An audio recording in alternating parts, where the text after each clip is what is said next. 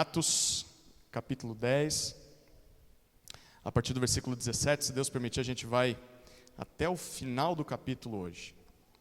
A gente vai lendo aos pouquinhos, à medida que o tempo for correndo aqui, mas eu quero que você grave essa informação na sua mente agora.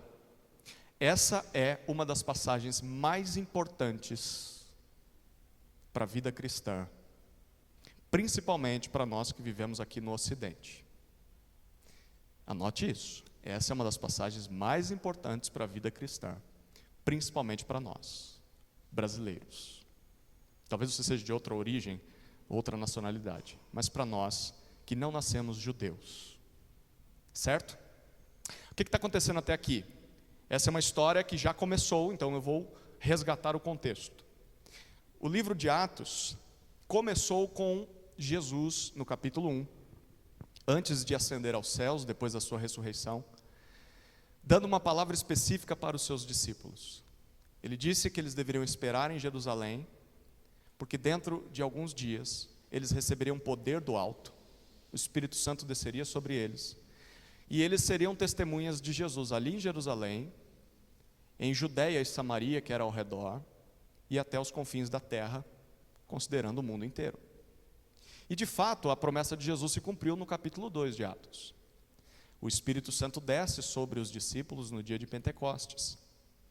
E, tomados do Espírito, cheios do Espírito, eles pregam, e uma grande quantidade de pessoas se converte a Jesus.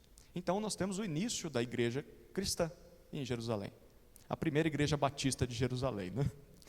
Depois disso, capítulo 3 até o capítulo 7, nós temos a descrição de como foi esse início da igreja. A igreja passou por várias situações que acabam se repetindo ainda até hoje. A gente viu muita comunhão, a gente viu evangelização, conversões, mas também vimos problemas, vimos pecados surgindo no meio do povo. E como Deus foi tratando essas questões. Nós vimos o início da oposição, gente de fora se colocando contra o que Deus estava fazendo na sua igreja. E aí é que chegamos no capítulo 8, que é o início da perseguição. Enfim, representar a Jesus chegou ao ponto em que as pessoas, os judeus, eles não suportaram mais ver os discípulos de Jesus. Então, há uma perseguição encabeçada por um homem chamado Saulo. Ele é uma figura importante no judaísmo, tem autoridade, e ele começa a perseguir os cristãos que fogem de Jerusalém. Ficam apenas os líderes ali em Jerusalém. Todo o restante foge. Eles são dispersos, e aí o que eles fazem? Eles vão para as regiões ao redor, Judeia e Samaria, e eles pregam o evangelho, cumprindo aquilo que Jesus já tinha dito que eles fariam, só que não do jeito que eles esperavam.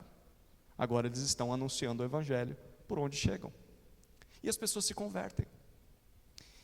Aí nós chegamos ao caso de Filipe no capítulo 8. Filipe, ele prega em Samaria, depois prega para aquele eunuco, e nós vemos no capítulo 8 a descida do Espírito Santo aos samaritanos, o que é chamado de o Pentecoste samaritano. A mesma coisa que aconteceu em Jerusalém com os judeus, acontece com os samaritanos. No capítulo 9, nós temos a conversão do perseguidor. Saulo de Tarso se dobra a Jesus Cristo. Jesus aparece para ele no caminho. Saulo, então, que vai ser o futuro apóstolo Paulo, aquele que Deus escolheu para levar o evangelho aos gentios, a quem não é judeu. No capítulo 9, com a conversão de Saulo, a perseguição acaba, porque ele era o líder dessa perseguição. A igreja desfruta de paz em todas as regiões. E é no capítulo 9 que a gente agora começa a ter um foco, o autor foca na figura de Pedro. O final do capítulo 9 terminou com 2 milagres de Pedro, que foi alvo da nossa conversa nos grupos de discipulado essa semana. A cura de Enéas e a ressurreição de Dorcas, ou Tábita. E aí é que chegamos no capítulo 10. Semana passada vimos dos versículos 1 até 16. A figura principal do capítulo 10 é um centurião romano. Seu nome é Cornélio. Cornélio é um gentil. Cornélio tem uma visão. Deus, em visão, lhe diz para ir atrás de Pedro. E ao mesmo tempo em que Deus está trabalhando na vida de Cornélio, Deus está trabalhando na vida de Pedro. Pedro também tem uma visão, só que a visão de Pedro é diferente da de Cornélio. Pedro vê animais puros e impuros, segundo a lei de Moisés. E a ordem que Deus dá para Pedro, Jesus dá essa ordem: mate e coma todos esses animais. Pedro, ele responde: eu nunca comi algo impuro pela lei, de modo nenhum, Senhor. Isso se repete por 3 vezes. E a resposta de Jesus para Pedro está no versículo 15: não considere impuro aquilo que Deus purificou. É esse o momento em que fica uma dúvida na nossa cabeça: qual é o significado dessa visão e qual é o significado do versículo 15? O que Deus está falando? Ele está falando de animais? Ele está falando de pessoas? Qual é a relação da história de Pedro, da visão que Pedro teve, com a história de Cornélio? Bom, é o que a gente vai ver através de 4 cenas, dando sequência no texto de Atos capítulo 10. A primeira cena é a recepção. Quem está na recepção aí vai se identificar. Versículos 17 até 23 tratam da recepção. Olha comigo, Atos capítulo 10, versículos 17 até 23. Enquanto Pedro estava perplexo sobre qual seria o significado da visão, eis que os homens enviados por Cornélio, tendo perguntado pela casa de Simão, pararam junto à porta. Chamando, perguntaram se ali estava hospedado Simão, que também é chamado de Pedro. Enquanto Pedro meditava a respeito da visão, o Espírito lhe disse: estão aí 3 homens à sua procura. Portanto, levante-se, desça e vá com eles, sem hesitar, porque eu os enviei. Então Pedro desceu e disse àqueles homens: eu sou a pessoa que vocês estão procurando. O que os traz até aqui? Então disseram: o centurião Cornélio, homem reto e temente a Deus, e tendo bom testemunho de toda a nação judaica, foi instruído por um santo anjo a mandar chamar você para a casa dele e ouvir o que você tem a dizer. Então Pedro, convidando-os a entrar, hospedou-os. No dia seguinte, Pedro se aprontou e foi com eles. Também alguns irmãos dos que moravam em Jope foram com ele. A recepção é a primeira cena. Pedro está perplexo, é o que nós lemos no versículo 17. Ele está perdido, é isso que essa palavra significa. Ele está muito confuso com a visão que ele teve, com o que ele ouviu de Jesus. Nesse exato momento chegam os enviados de Cornélio, que estão para levar Pedro. E o texto no versículo 19, no comecinho do versículo 19, diz que Pedro meditava a respeito da visão. Ele está buscando compreender aquilo que ele viu. Eu quero que você perceba um detalhe aqui. Pedro é um ignorante consciente. O que é um ignorante consciente? Ele sabe que não sabe. Ele teve a visão. Ele ouviu Jesus, mas ainda não compreendeu o que ele viu e ouviu. Mas apesar de ser um ignorante consciente, ele é alguém que está se esforçando por compreender. Ele busca, questiona, pergunta, lê, reflete. Poderíamos imaginar Pedro vasculhando todas as memórias da Escritura que ele tinha, para tentar entender o que foi que ele viu. Aqui está um bom exemplo a se seguir. Não se contente com a ignorância. Não se contente com um pouco de informação que você tem. Será que você sabe que não sabe? Reconhece a sua ignorância? Porque tem gente que é tão arrogante que acha que já sabe tudo. Mas talvez você saiba alguma coisa, mas se contente com isso. Não se contente. Vasculhe, se esforce por compreender o pouco que você sabe. Pedro está fazendo o que ele pode. E é nesse momento que o versículo 19 continua e diz que o Espírito lhe diz. Como o Espírito diz, a gente não sabe. Só que Lucas está dizendo que foi assim. E o Espírito diz para ele o seguinte: há 3 homens aí fora à sua espera. O que esses homens querem? Você tem que ir com eles, o Espírito diz, sem hesitar. Essa palavra aqui é interessante. sem discriminação, sem preconceito. Vá com eles, porque eu os enviei. Por que é que Pedro está ouvindo algo assim? Bom, porque aqueles homens que estão em busca de Pedro, eles são gentios, são romanos. 2 são servos, escravos, do centurião Cornélio, e um é um soldado romano, de confiança de Cornélio. Judeus e romanos, eles não se davam, eles não poderiam conviver juntos. É interessante o que Deus está fazendo com Pedro. Vá com eles, sem preconceito. Às vezes Deus nos conduz a encontros, a relacionamentos, ou nos atrai a relacionamentos com pessoas assim, pessoas diferentes de nós, pessoas que talvez a gente nunca considerou conviver junto, gente esquisita, sabe? Gente que você olha e fala, é completamente diferente de mim, eu não consigo nem estar perto com uma pessoa assim. Por vezes Deus coloca pessoas assim para que a gente evangelize. Por vezes Ele atrai pessoas para que a gente discipule, caminhe com essa pessoa, ensine a Bíblia para essa pessoa. Por vezes Deus une pessoas assim em uma igreja, para que eles tenham comunhão. Como é que nós vamos reagir a isso? Bom, reaja como Pedro. Vá sem hesitar. Relacione-se com essas pessoas sem discriminação, sem preconceito. Deus quer usar você para ser bênção na vida dessas pessoas, mas certamente Deus também quer usar essas pessoas para trabalhar o seu coração. Esse coração preconceituoso, esse coração discriminatório, esse coração cheio de barreiras quando se trata com pessoas diferentes. Não fuja, não ignore as pessoas diferentes. Faça como Pedro. O que Pedro faz? Versículo 21, Pedro desce imediatamente. Ele vem do quarto onde ele estava, ele se apresenta aos homens e ele diz, eu sou o homem que vocês estão procurando, o que vocês querem? É interessante como Pedro é um exemplo para a gente, né? Hoje cedo o Alexandre pregou, e Pedro, a gente consegue se identificar muito com ele, né? É impetuoso, faz as coisas, depois ele pensa, e aí já fez, já falou. Pedro, há alguns minutos atrás, ele disse não para Jesus 3 vezes. Jesus vai, mate e come. Ele, não vou fazer isso. Mas agora, enfim, Pedro entende que tem que dizer sim. O Espírito diz, vai lá, vai falar com os caras e recebe eles. E ele vai. Isso aqui retrata muito o que é a vida cristã e o que Jesus espera de nós. Jesus sabe que a gente vai ser teimoso.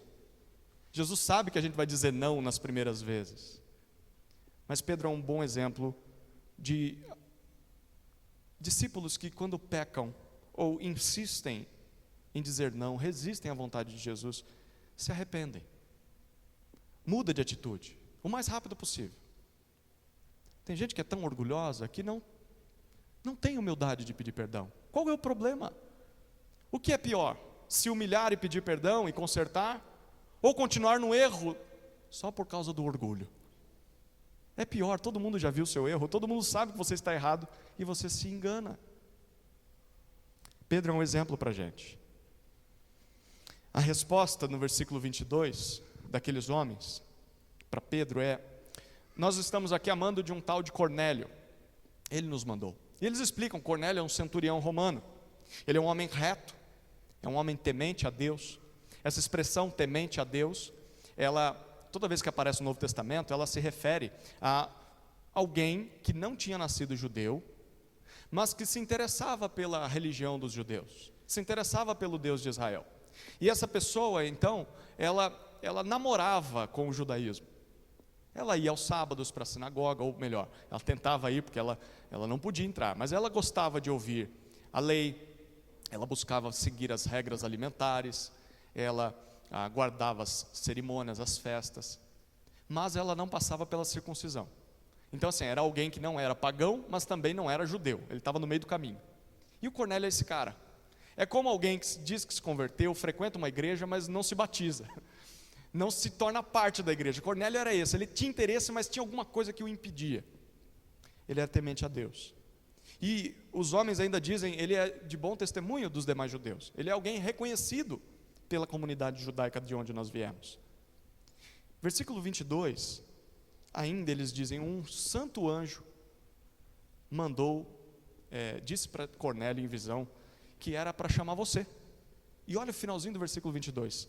Para que você vá lá e ele ouça o que você tem a dizer. Reparou isso? 2 detalhes aqui. O primeiro detalhe é que Cornélio, apesar de ser romano, ele é uma boa pessoa.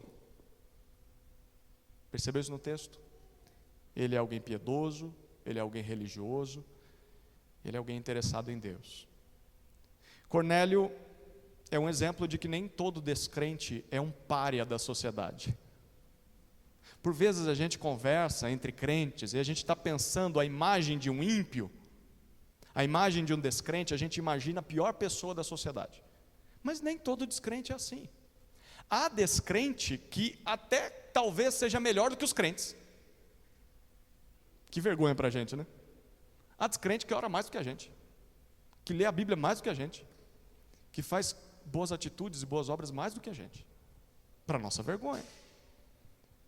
Mas ainda assim, mesmo sendo religiosos, bondosos, são pessoas que precisam de Jesus. Porque essas boas atitudes não compram para eles o perdão de Deus. Não são capazes. Se essas pessoas não se dobrarem a Jesus, continuarão perdidas e irão para o inferno comportadas. Quando você ensina o seu filho só a não falar palavrão, a ser uma criança comportada, ou você acha que está evangelizando alguém fazendo isso, você está mandando alguém para o inferno comportado. Essa pessoa precisa de Jesus Cristo. É disso que ela precisa, da salvação. Cornélio é esse homem. E eu gostaria de perguntar para você, quem sabe talvez você não seja um Cornélio? Quem sabe talvez você não seja alguém interessado em Deus, alguém religioso, alguém que tenta fazer o bem às pessoas, que se preocupa com as pessoas. Talvez você já tenha sido batizado, talvez você seja membro de igreja há anos, mas ainda assim você está perdido, porque você não tem Jesus ainda. Você talvez esteja aqui por qualquer motivo que não seja Jesus. Se você realmente ama e crê, ama Jesus de todo o coração, crê em Jesus, você não é um Cornélio, mas quem sabe você não seja. Considere isso. As coisas boas que nós fazemos não nos levam para o céu. Cornélio é um exemplo disso. O segundo detalhe deste versículo é que Cornélio, ele viu um anjo de Deus. E o anjo está chamando Cornélio a mandar buscar Pedro, para que Pedro venha e pregue para ele. A pergunta que a gente faz aqui é, por que o anjo não prega? Se ele tem que ouvir de Jesus e o anjo já está ali em visão, por que o anjo não fala? Bom, porque aprove a Deus que homens, seres humanos, pecadores, falhos, frágeis como eu e você, aprove a Deus que a salvação, o evangelho de Jesus fosse anunciada por meio de homens como eu e você. Homens e mulheres frágeis, pecadores, com os seus defeitos. Deus quis assim. Portanto, mesmo talvez você se sentindo incapaz, talvez se sentindo inadequado, principalmente quando você está diante de alguém tão religioso e piedoso como Cornélio, a gente se sente assim pequeno, né? Poxa vida, como é que eu vou falar de Jesus para essa pessoa? A pessoa é tão boa, né? Ela já se acha tão boa. Se você estiver diante dessas pessoas, confie no Senhor. É o Senhor quem converte. E então, fale, obedeça, vá até essas pessoas, fale de Jesus, porque o maior trabalho no evangelismo não é nosso. O maior trabalho no evangelismo é de Deus, é Ele quem faz a obra. Nós somos só canais. E é isso que Deus está chamando Pedro para fazer. E Pedro, o versículo 23 mostra, ele realmente aprendeu a lição de Jesus. Porque Pedro, ao ouvi-los, manda que eles entrem, Pedro os hospeda, e no dia seguinte ele vai com eles. E é interessante, o final do versículo 23 diz que vão alguns que moram ali em Jope, alguns discípulos, alguns crentes dali. Guarde essa informação porque isso vai ser importante daqui a pouco. Aqui está um bom exemplo de como lidar com o diferente, como lidar com o estranho. Aquelas pessoas são diferentes de Pedro, são gentios. Como é que Pedro os trata? Ele os recebe, ele os hospeda, ele os ama, ele os trata como Jesus os trataria. É assim que nós temos feito. Quando chega um esquisito por essa porta, quando chega alguém diferente de nós por essa porta, nas reuniões, em nossos lares, é assim que nós os tratamos, como Jesus nos trataria. Ou será que nós temos fugido de pessoas assim? Nos escondido de pessoas assim? Nos afastado de pessoas assim? Ignorado essas pessoas? Elas estão próximas de nós, mas a gente finge que não estão. Essa foi a primeira cena. A recepção de Pedro aos enviados de Cornélio. Segunda cena é a apresentação, que está presente nos versículos 24 a 33. Acompanhe comigo a leitura. Versículo 24 até o versículo 33. No dia seguinte, Pedro chegou a Cesareia. Cornélio estava esperando por eles, tendo reunido seus parentes e os amigos mais íntimos.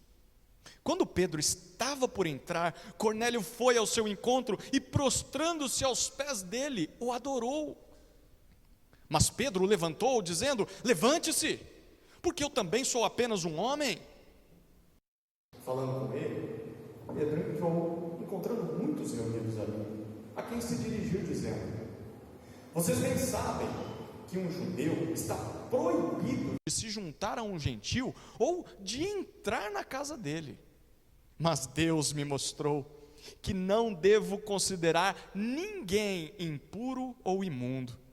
Por isso, uma vez chamado, vim sem vacilar. E agora pergunto: por que motivo vocês mandaram me chamar? Cornélio respondeu: faz hoje 4 dias que mais ou menos por esta hora, às 3 da tarde, eu estava orando em minha casa. De repente, se apresentou diante de mim um homem vestido com roupas resplandecentes, que disse: Cornélio, a sua oração foi ouvida e as suas esmolas foram lembradas na presença de Deus. Envie, pois, alguém a Jope e mande chamar Simão, que também é chamado de Pedro. Ele está hospedado na casa de Simão, curtidor, à beira-mar. Portanto, sem demora mandei chamá-lo, e você fez muito bem em vir. Agora estamos todos aqui, na presença de Deus, prontos para ouvir tudo o que o Senhor ordenou a você. Essa é a apresentação. O que é que Cornélio faz depois que envia os representantes da sua casa em busca de Pedro? O versículo 24 diz: ele espera. E a palavra traduzida aqui por esperar denota a ideia de ansiosamente. Ele está ansioso por esse encontro. Mas ele não só espera, o versículo 24 diz que ele convida e reúne os seus parentes e os amigos mais íntimos. Percebeu isso? Cornélio não sabia o que iria ouvir. A gente sabe que ele vai ouvir. Ele vai ouvir o Evangelho. Mas Cornélio sabia que o que ele ouviria era algo importante, algo que viria da parte de Deus. Por isso o texto diz que ele estava esperando por isso. Deixa eu perguntar para nós: será que é com esse desejo, com essa ansiedade, que nós aguardamos a pregação da palavra de Deus? A exposição daquilo que Deus tem a nos dizer? Vamos para esse momento. Cornélio estava ansioso por esse momento. Muitas vezes a semana vai passando e a gente vai atropelando os dias. É domingo, acho que eu não vou hoje, acho que eu não quero ir, estou cansado. O quanto nós temos desejo, sede por aquilo que Deus tem a dizer. Nós estamos diante de um descrente com sede da palavra, ele está com vontade de ouvir a Deus. Que vergonha para nós. O quanto a gente valoriza, o quanto a gente se concentra quando a palavra de Deus está sendo pregada, qual valor que nós damos a isso, o quanto a gente se dedica a aplicar o que está ouvindo. Cornélio considerava isso muito importante. Mas tem um segundo detalhe aqui: Cornélio sabia que aquilo que Deus diria para ele através de Pedro também seria algo importante e útil para os seus parentes, para os seus amigos mais íntimos. Por isso ele convida essas pessoas para um grupo de discipulado na sua casa. O líder está chegando, é Pedro. Então vou chamar a turma, vou chamar os meus vizinhos. Pare e pense um pouquinho. Se você já encontrou o maior tesouro dessa terra, você já encontrou o Evangelho, você já encontrou Jesus Cristo, por que é que você não vai desejar que os outros também encontrem esse tesouro? É por isso que nós deveríamos estar dispostos a abrir a nossa casa, para que pessoas se acheguem, pessoas que talvez só tenham contato conosco. O pastor não tem contato com essa pessoa, o líder do grupo não tem contato com essa pessoa, o meu irmão não tem contato com essa pessoa, eu tenho, e ela confia em mim, é um amigo íntimo. Se eu chamar para uma reunião na minha casa, ele virá. Por que é que nós não aproveitamos isso? Para reunir as pessoas que estão mais próximas de nós, abrir a nossa casa, para que a pregação da palavra aconteça. Por vezes nós temos medo de evangelizar, a gente não sabe como fazer isso. Olha um exemplo, você não precisa falar nada, só convide, atraia as pessoas. Essa semana a gente vai fazer algo semelhante, né, Reinaldo?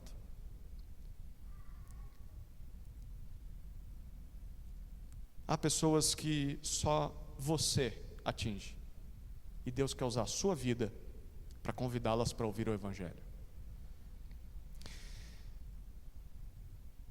O versículo 25 diz que quando Pedro chega, tem algo curioso acontecendo. O Cornélio, lembra, é um homem piedoso, é um homem temente a Deus, mas ainda é romano, ainda tem costumes pagãos. Cornélio vai ao encontro de Pedro. Eu fico imaginando essa cena. Ele não espera Pedro chegar, ele vai em direção. Pedro é uma pessoa importante, é uma visita importante. Ele vai tratá-lo com honra, só que aí ele ultrapassa os limites, né? Quando ele vê Pedro, ele corre ou vai em direção a Pedro e ele se ajoelha e ele adora Pedro. Perceba, Cornélio tem boa intenção, mas ele está equivocado. Cornélio está em busca de Deus, mas ele precisa de mais conhecimento. Isso é uma demonstração clara de que ele precisava do Evangelho. Há muitas pessoas assim hoje em dia. Pessoas que quando você fala de Deus, elas reconhecem, não, Deus criou todas as coisas, Deus me criou, Deus é amor, Deus é tudo isso que você está falando. Mas são pessoas equivocadas, talvez ainda idolatram imagens, talvez idolatrem pessoas, talvez não conheçam o Evangelho, mas reconhecem a existência de Deus. Há pessoas assim que precisam ser evangelizadas. E é interessantíssimo a forma como Pedro responde no versículo 26. Eu fico imaginando a cena, Pedro pegando ele pelo braço, levante-se, Cornélio. Rapaz, para com esse negócio, eu sou homem igual a você, eu não sou digno de ser adorado, eu sou apenas um homem. Esse aqui é um texto legal para você usar com um católico romano. Por quê? Porque os católicos romanos, eles dizem que o Papa é o sucessor de Pedro, e por isso nós precisamos venerar o Papa, nós precisamos nos prostrar diante do Papa, e tudo que o Papa diz é a vontade de Deus, é a palavra de Deus. Mas quando a gente olha para Pedro, eu fico imaginando Pedro nos dias de hoje, ele ia dizer, não, vocês entenderam errado, nem eu permiti ser adorado, porque é que vocês vão ser adorados? Eu que era apóstolo, não permiti isso acontecer. O próprio Pedro está demonstrando claramente de que ele era apenas um homem, como qualquer outro.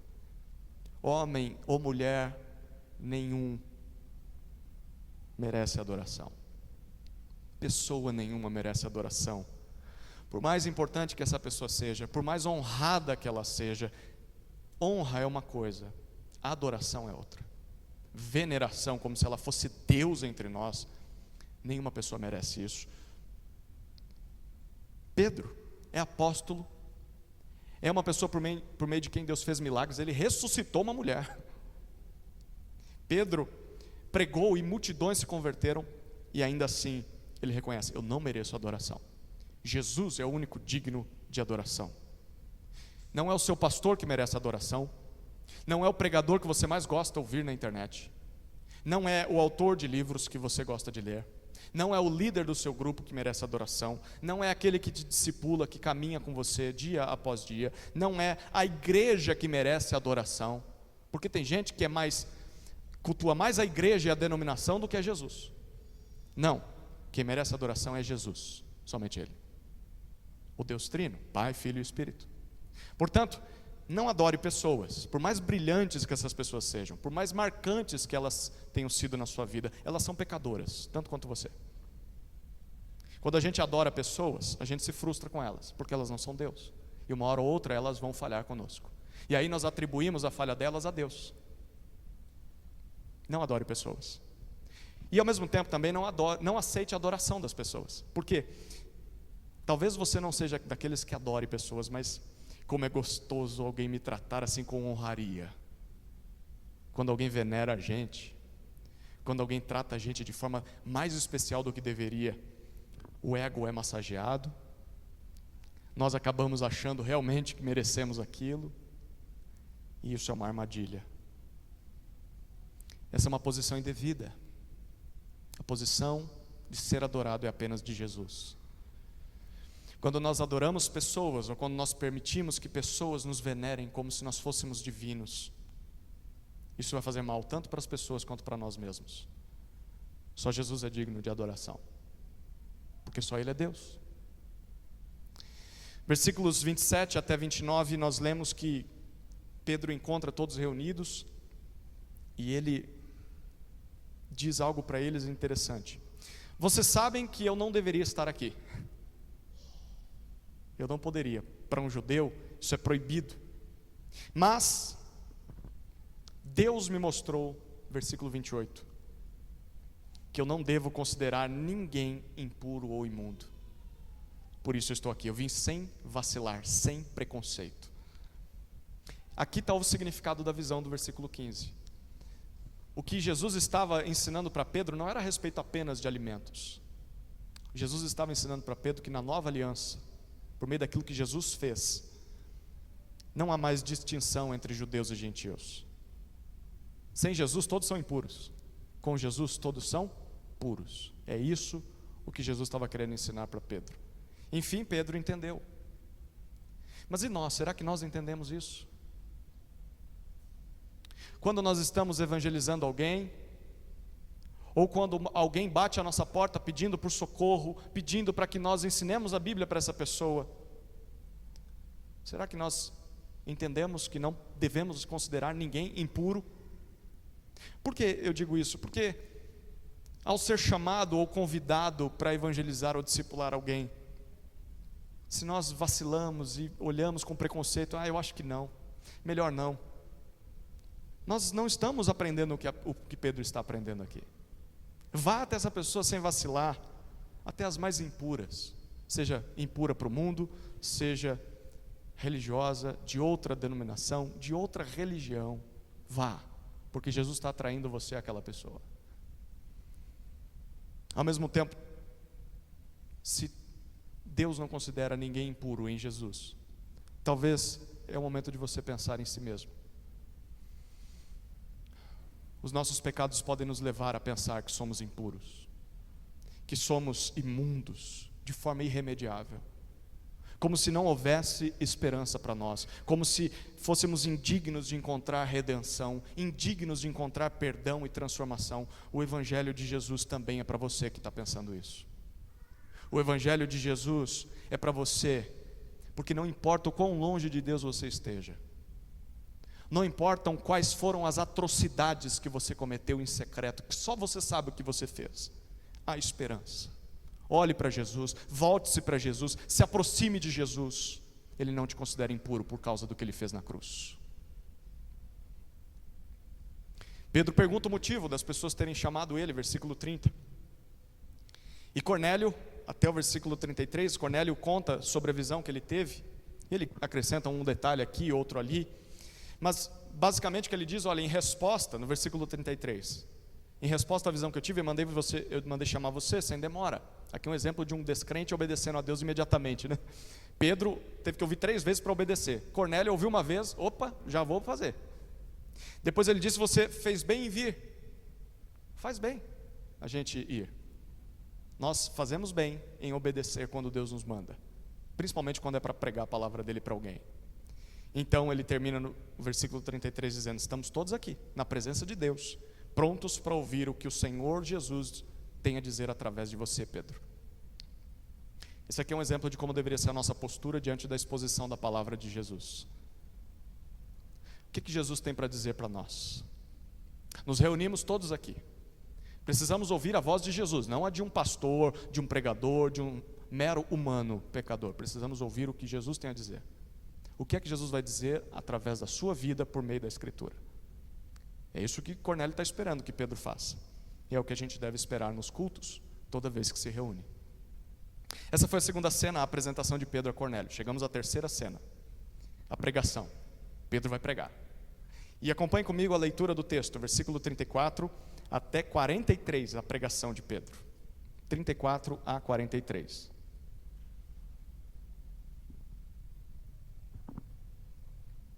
Então Pedro começou a falar. Ele disse: reconheço por verdade que Deus não trata as pessoas com parcialidade. Pelo contrário, em qualquer nação, aquele que o teme, faz o que é justo, lhe é aceitável. Esta é a palavra que Deus enviou aos filhos de Israel, anunciando-lhes o evangelho da paz por meio de Jesus Cristo. Este é o Senhor de todos. Vocês sabem o que aconteceu em toda a Judéia, tendo começado na Galiléia, depois do batismo que João pregou. Como Deus ungiu a Jesus de Nazaré com o Espírito Santo e com poder. Jesus andou por toda parte, fazendo o bem e curando todos os oprimidos do diabo, porque Deus estava com ele. E nós somos testemunhas de tudo que ele fez na terra dos judeus e em Jerusalém. Depois, eles o mataram, pendurando-o num madeiro. Mas Deus o ressuscitou no terceiro dia e concedeu que fosse manifesto, não a todo o povo, mas às testemunhas que foram anteriormente escolhidas por Deus. Isto é, a nós, que comemos e bebemos com ele depois que ressurgiu dentre os mortos. Jesus nos mandou pregar ao povo e testemunhar que ele foi constituído por Deus como juiz de vivos e de mortos. Dele todos os profetas dão testemunho de que por meio do seu nome, todo que nele crê recebe remissão dos pecados. Pedro começa o seu discurso no versículo 34, e no versículo 34 e no versículo 35 ele faz uma afirmação em duas partes. A primeira afirmação está no versículo 34. Eu reconheço por verdade que Deus não trata as pessoas com parcialidade ou com favoritismo. Deus não vê pessoas mais especiais que outras. Deus não considera pessoas mais dignas do que outras. Para eles todos estão em pé de igualdade, sejam judeus, sejam gentios, sejam ricos, sejam pobres, sejam de uma nação, sejam de outra. Todos são iguais perante Deus. Homem, mulher, adulto, criança. A segunda parte da afirmação de Pedro está no versículo 35. Pelo contrário, em qualquer nação, aquele que o teme, faz o que é justo, lhe é aceitável. Se a pessoa, seja de qual etnia ela pertencer, for temente a Deus e praticar a justiça, vai ser aceita, vai ser bem-vinda. Agora, é a hora que o seu alerta teológico acende. Por quê? Será que existe alguém assim? Será que existe alguém temente a Deus o suficiente, o tempo todo, justo o tempo todo, capaz de ser aceito por Deus pelas coisas que faz? Existe alguém assim? Não, não existe alguém assim. Já já a gente fala sobre isso. Mas por enquanto lembre-se, o que Pedro está afirmando é: para Deus não há barreiras étnicas, não há barreiras geográficas, não há barreiras culturais, não há barreiras morais. Por meio de Jesus ele reúne pessoas de todas as nações ao seu povo, todo tipo de pessoa. E conforme Pedro, o que ele disse no versículo 34, nós precisamos reconhecer isso. Reconheço, foi o que Pedro disse. Essa palavrinha denota esforço. Para reconhecer algo desse tipo, nós precisamos nos dedicar. Não é algo que acontece naturalmente. Pensa, foi um trabalhão para Pedro entender isso. E vai dar trabalho ainda. Mesmo compreendendo isso aqui, Pedro vai ter conflitos e dilemas ao longo da sua jornada. Por natureza pecaminosa, eu e você somos preconceituosos. Talvez você nem saiba disso, talvez você nem tenha percebido isso, mas nós somos, em alguma medida. De alguma forma nós somos preconceituosos. Nós precisamos nos disciplinar para entender que o mesmo Jesus que me ama, que me deu as boas-vindas ao seu povo, é o Jesus que fez o mesmo com o meu irmão. É o mesmo Jesus que ama a pessoa que senta do meu lado, tão diferente de mim, tão esquisita, mas Jesus o ama também, e Jesus também o atraiu ao seu povo. É difícil a gente entender isso. é necessário esforço. Reconheço isso. Eu não controlo isso. Eu não sou dono da igreja. Jesus é. Versículo 36, depois de reconhecer isso, Pedro faz uma síntese, um resumo do Evangelho. A gente já vai usar isso lá no finalzinho. Mas, do 37 até o 43, ele faz uma explicação um pouco que detalhada do Evangelho. Do que se trata o Evangelho? Você sabe dizer? Você crê no Evangelho? Como que eu sei o que é o Evangelho? Como é que você prega o Evangelho? Como é que você explica o Evangelho? Bom, segundo Pedro, o Evangelho se resume a basicamente uma história. A história de Jesus. Isso é o Evangelho. Ele vai contar a história de Jesus e como essa história afeta a nossa vida. Essa história é contada em 3 partes. Primeira parte, versículo 37 e 38, Pedro fala sobre a unção do Espírito. Nesses versículos, Pedro diz que após ser batizado por João Batista, Jesus foi ungido. Você lembra dessa cena?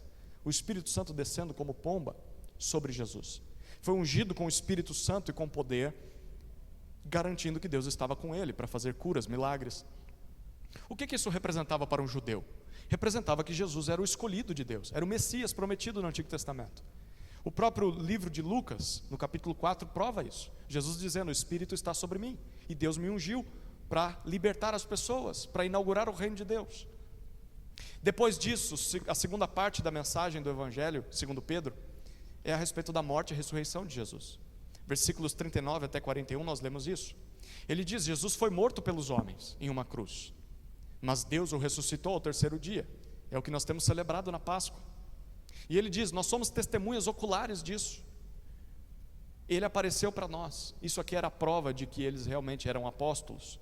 Eles testemunharam a vida de Jesus, os seus 3 anos de ministério e a sua ressurreição. Tem gente dizendo que é apóstolo hoje, só se ele tiver mais de 2000 anos de vida. Se não tem, risca da lista, não é apóstolo.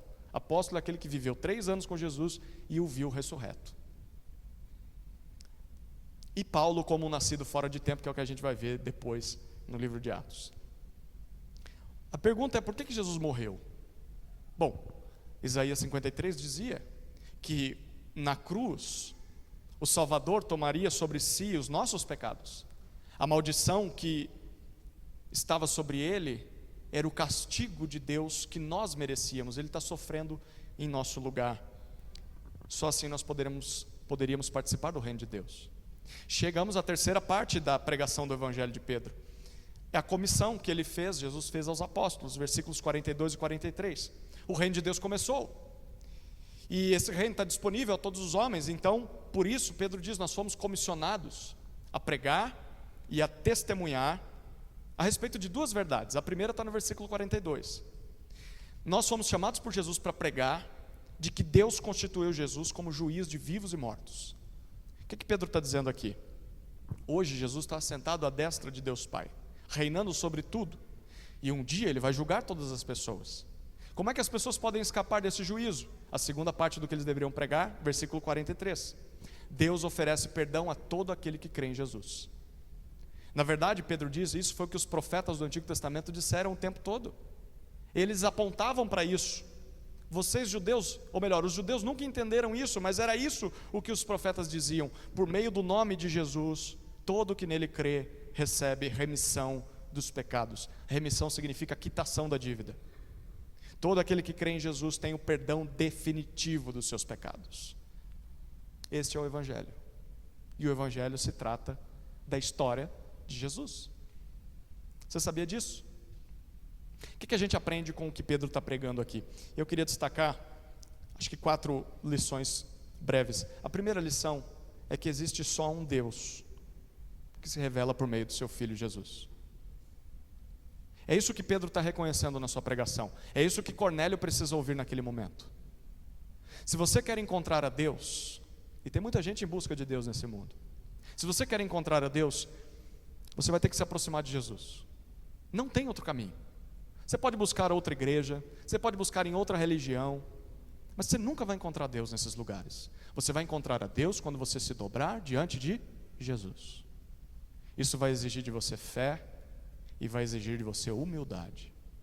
Você vai ter que se dobrar.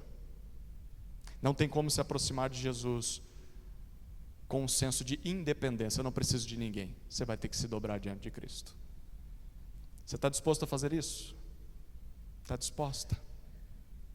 Essa é a primeira lição que a gente destaca de como Pedro está pregando. A segunda é que haverá um juízo final.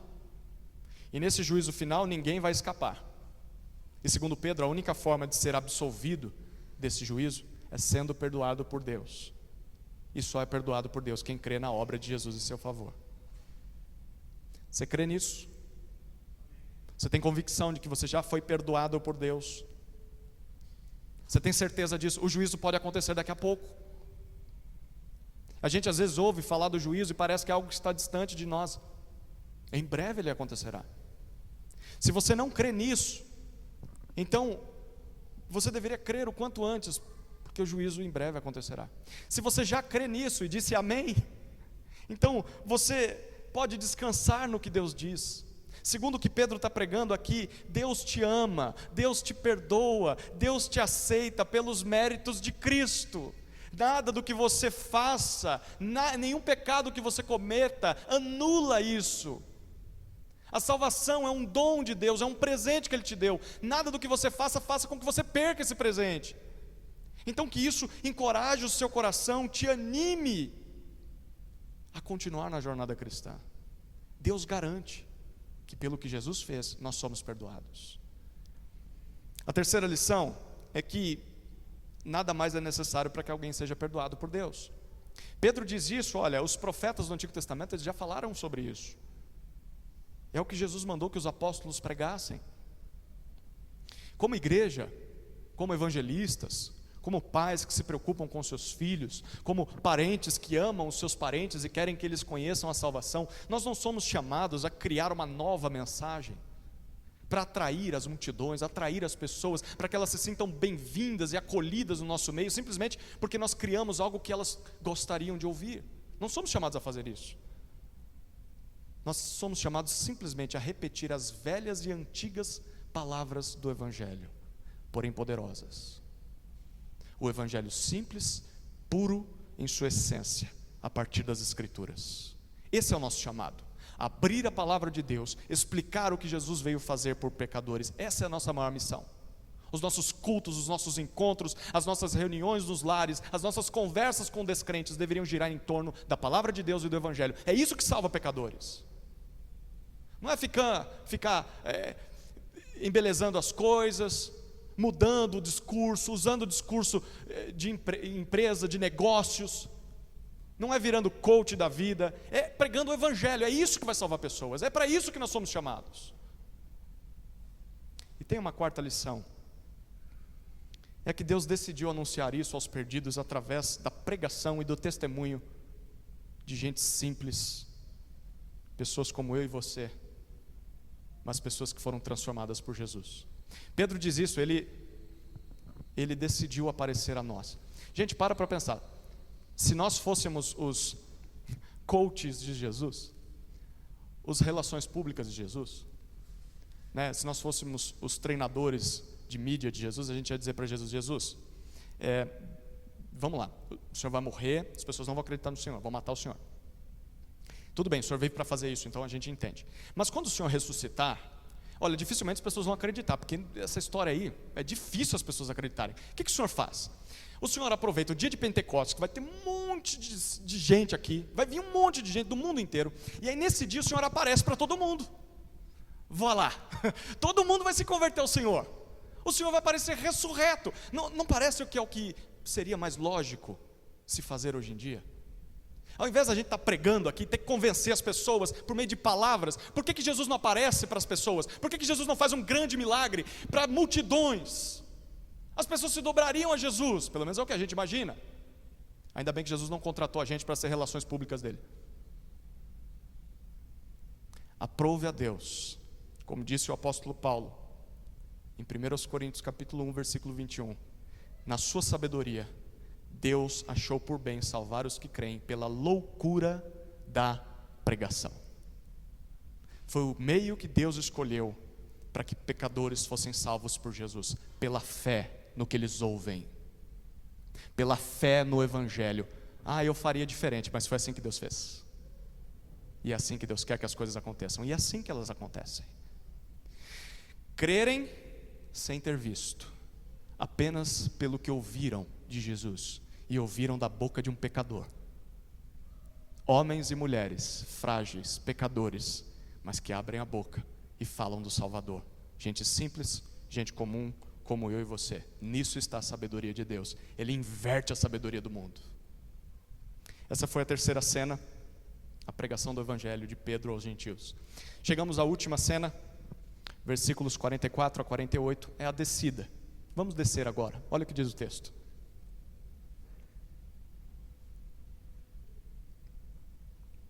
Enquanto Pedro falava estas palavras, o Espírito Santo caiu sobre todos os que ouviam a mensagem.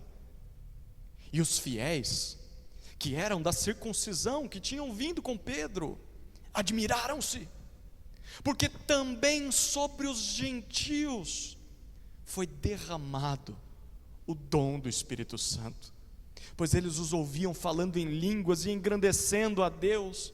Então Pedro disse: será que alguém poderia recusar a água e impedir que sejam batizados estes, que assim como nós receberam o Espírito Santo? E ordenou que fossem batizados em nome de Jesus Cristo. Então lhe pediram que permanecesse com eles por alguns dias.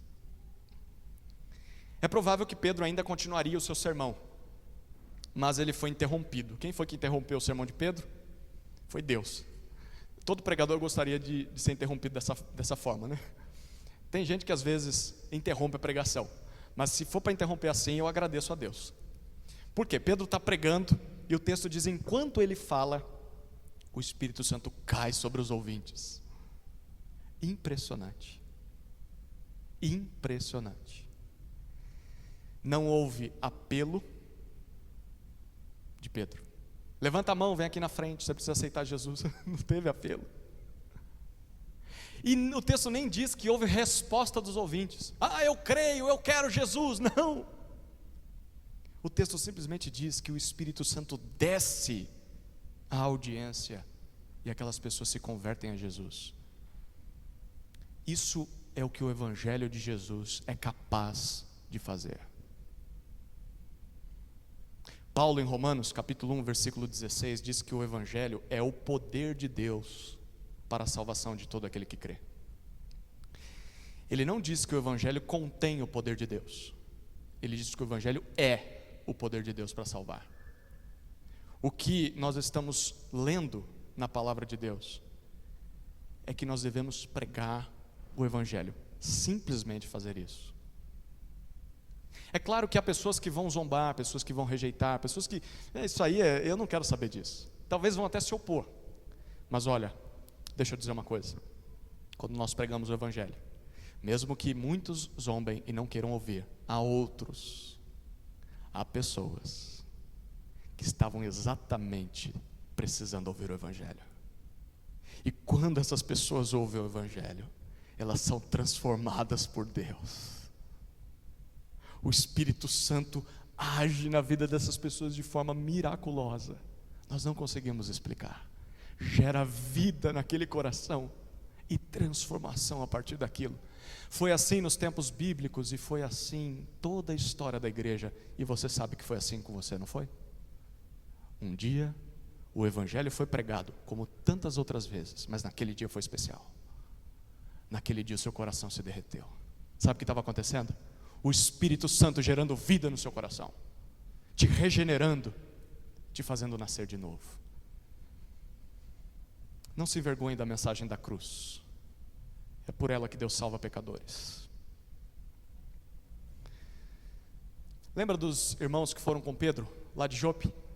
O versículo 45, ele diz que eles eram da circuncisão. Quem eram as pessoas da circuncisão? Eram judeus puros. Como o carioca gosta de dizer, era o judeu da gema, da nata. Eles nasceram em Jerusalém, eram judeus circuncidados. O texto diz que eles estão lá presenciando a cena, né? Só de butuca, só olhando. O que vai acontecer aí? E aí eles veem a cena e ficam atônitos, ficam admirados. A expressão deles, versículo 45 e 46, também sobre os gentios, sobre os romanos não circuncidados. Também sobre pessoas assim foi derramado o dom do Espírito Santo. Em outras palavras, o que eles estão dizendo é: não precisam se tornar judeus para que se convertam ao Messias dos judeus. Cornélio não é circuncidado, ele não se tornou judeu, mas Jesus o salvou. O mesmo Espírito que veio aos judeus, veio a Cornélio sem ser judeu. É isso que eles estão reconhecendo. Como é que eles sabem disso? Como é que eles perceberam isso? O versículo 46 diz que eles engrandeciam a Deus em outras línguas. Espera aí, a gente já viu isso acontecendo, não viu? Lá no Pentecostes, capítulo 2. Aconteceu com os judeus, e agora está acontecendo com os gentios. Tem um detalhe aqui: línguas que os crentes de Jope eram capazes de compreender, porque eles estavam ouvindo, eles engrandecendo a Deus em outras línguas. Nada de língua dos anjos, tá? Nada de línguas que não fazem sentido, eram línguas que se conhecia. O mesmo milagre que aconteceu em Pentecostes está acontecendo com eles. O que isso significa? Significa que isso aqui tem que acontecer em toda a conversão? Tem gente que diz. Tem gente que pega esse texto que simplesmente está contando a história e diz que isso tem que se repetir. E aí então há cultos de batismo com o Espírito Santo, em que tem crente que tem o Espírito e crente que não tem o Espírito. Isso aí não está na Bíblia. Isso aí foi criado e pensado por crentes equivocados. Porque no argumento de Lucas, no livro de Atos, o que está acontecendo aqui basicamente é o cumprimento do que Jesus tinha dito em Atos 1:8.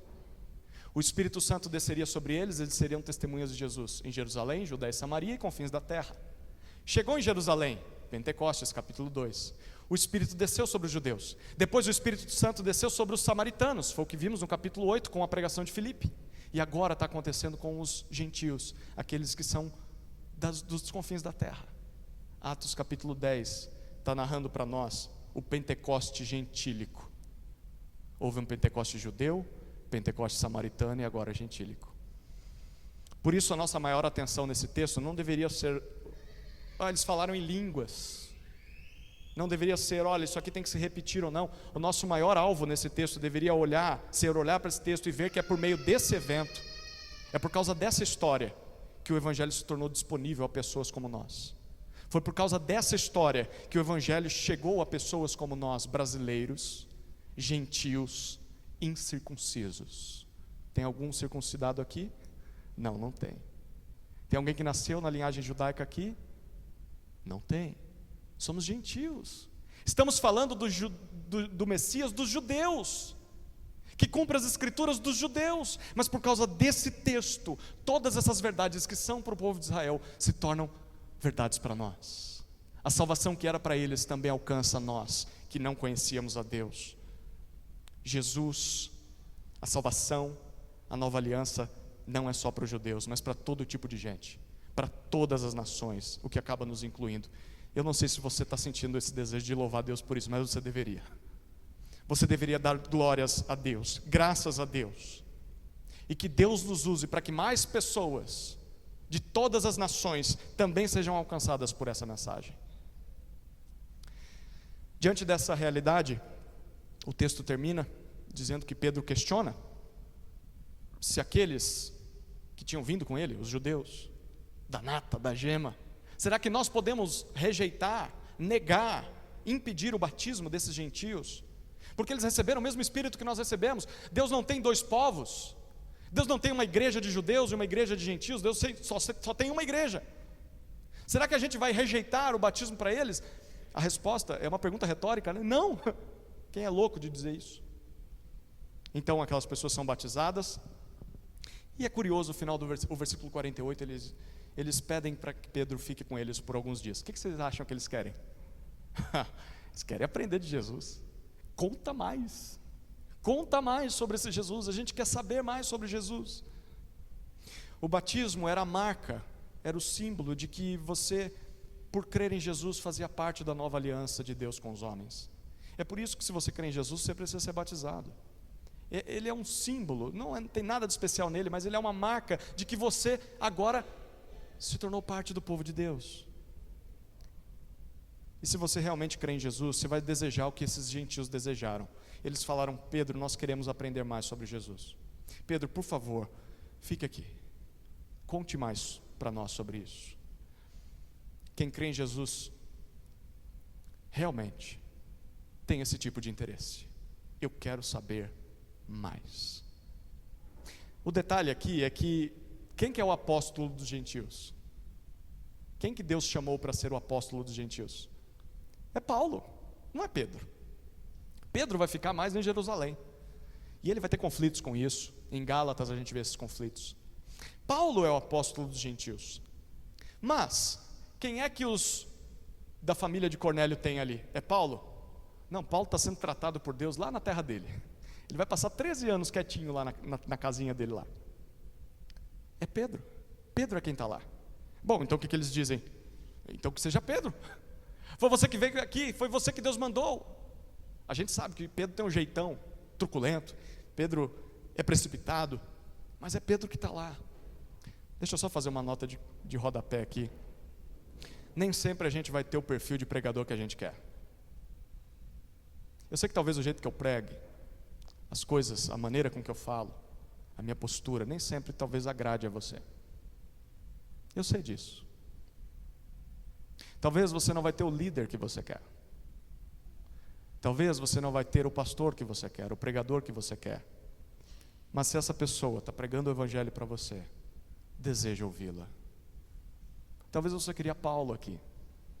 Talvez você queria João aqui. Mas o que você tem é Pedro. O que você tem é esse aí. São esses líderes.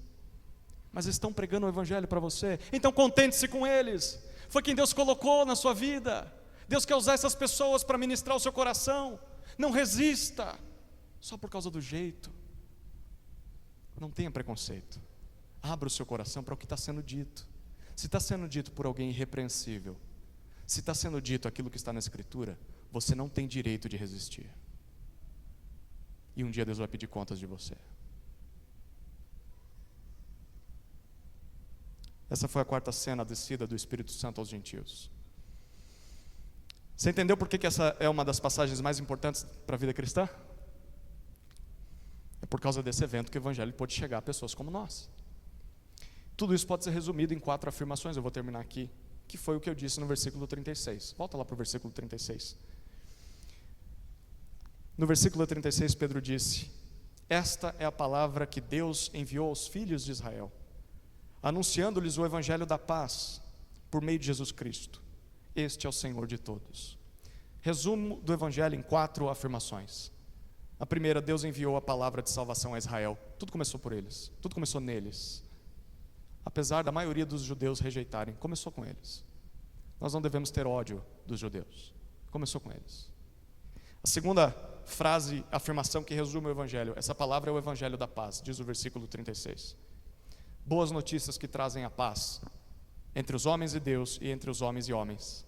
Gente diferente, mas que une essas pessoas. Terceira declaração: essa paz é alcançada por meio de Jesus Cristo. Jesus é o único caminho, tanto para o judeu, quanto para qualquer pessoa, em qualquer nação, em qualquer situação.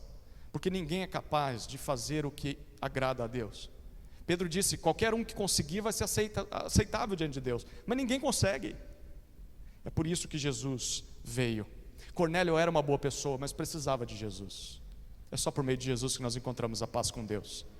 E a quarta e última afirmação é que Jesus é o Senhor de todos os que creem, sejam judeus, sejam gentios. Significa isso então que em Jesus Deus nos uniu em um só povo. Não há separação, não há acepção de pessoas, não há preferidos no povo de Deus. Nós temos que aprender a viver juntos. O teu Senhor é o Senhor do teu irmão. Na igreja só tem um Senhor, e é o Senhor de todos, é Jesus. A igreja vai fazer o que Jesus manda, a igreja vai se submeter a Jesus. Mas eu gostaria, você não gostaria. Você faz o que o seu Senhor manda. Ele é Senhor de todos nós. Jesus oferece a remissão de pecados e o dom do Espírito Santo a todo aquele que nele crê. É isso que vimos nesse texto. Vamos orar? Querido Deus, obrigado pela tua palavra, que foi exposta, a apesar das fragilidades e limitações que há em mim, mas nós cremos que há poder no Teu Evangelho, porque Ele é o Teu poder para salvar pecadores. E quando nós anunciamos o Evangelho, o Espírito age. Espírito Santo, faça a Tua obra. Sinta-se à vontade em nosso meio, para converter pecadores, para restaurar aqueles que estão com a vida quebrada, o relacionamento quebrado contigo, para confrontar aqueles que estão estagnados, em pecado, fugindo. O Senhor tem liberdade de agir em nosso meio, Deus. Faça isso. É o que nós mais pedimos e é o que mais precisamos. Em nome de Jesus oramos. Amém. Amém.